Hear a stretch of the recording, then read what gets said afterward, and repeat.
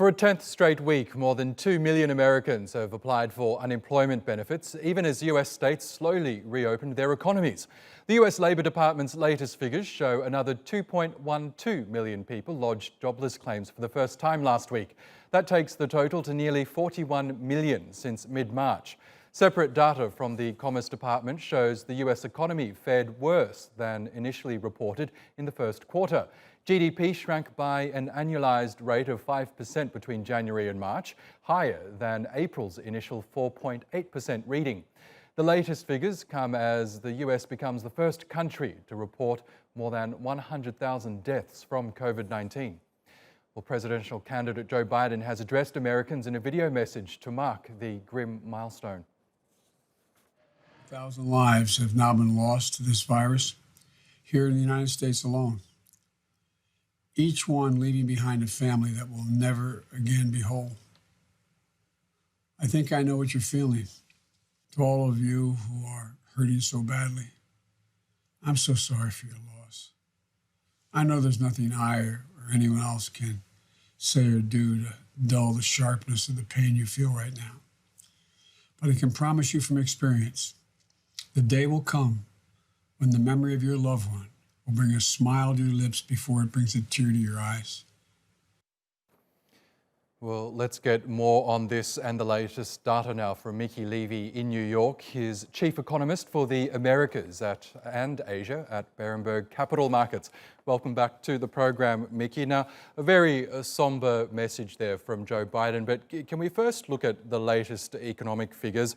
The jobless claims figures came in at just over 2 million last week. It was another week of declines, which is a bit of good news, but the number is still in the millions. When can we expect to see those numbers really reduce dramatically now that every US state has reopened their economies to some degree?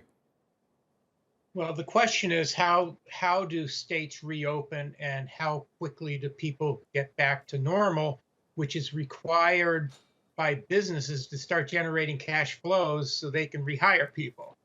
I know that's a lot of ifs, but what we can expect is the May data on employment is going to show a huge increase in the unemployment rate based on the claims that have been filed.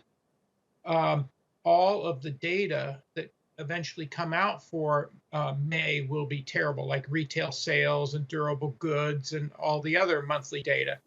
But we should start seeing significant improvements beginning in the June data as states start to open up, people get out, they start spending, and a lot of businesses rehired furloughed people. So the data should turn very positive, and I can tell you the mood around the United States is people are very anxious for things to reopen, and they're building a little more confidence. And so I would expect May is the worst month for the data. Things will begin to improve, and at least in the first 4 months, the data will show to be a V-shaped recovery, even though that will not be sustained. And do you believe that to be the case for GDP data as well, which, as I mentioned, shrunk 5% in the first quarter? And that really only took into account the beginning of the lockdown measures across the US. So does that mean we can expect an even sharper contraction in the current quarter? And when might we see a recovery in terms of economic growth? Okay, the 5% you mentioned is on an annualized basis. And that was in the first quarter, which, as you stated, just picked up the initial stage of the pandemic and the government shutdowns. Second quarter is going to show a massive decline in GDP, over 10%, about 40% if you were to annualize it. Then you're going to see a significant improvement in the third and fourth quarter. Once again, the government has shut down things, so one shouldn't be surprised when the data fall out of bed, and it should increase significantly in the third quarter, particularly with a rebound in consumption, both of goods and services, and also housing construction should pick up and some capital spending. So look for a very nice rebound. And once again, we're at this inflection point right now where we're toward the end of the acute stage. People are anxious to see things opening up and getting out. Yes, as well as an economic rebound, we're also seeing a rebound in infections in some of the states that have begun reopening their economies. And as I mentioned earlier, the US sadly has reached that grim milestone of 100,000 COVID-19 deaths. Do you think we'll see a return to lockdown measures if that persists? If we do see a return to lockdown measures, they'll be very limited and of lesser extent. I would also emphasize two things.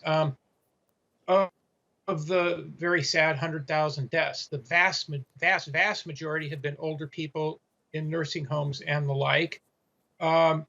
Secondly, if we were to get another round of infections, I expect they will be of a lesser magnitude and much less serious, with much fewer hospitalizations and deaths. So I don't think that's particularly optimistic. I hear the medical scientists in the government and in the private sector starting to echo this view. So I think things are going to improve, but a critical issue is this opening of the economy. It's going to vary by sector. We can expect all of construction and manufacturing jobs to come back, and health jobs, but in the areas of leisure and hospitality and retail trade, where a lot of jobs have been lost, those are going to be slower to come back.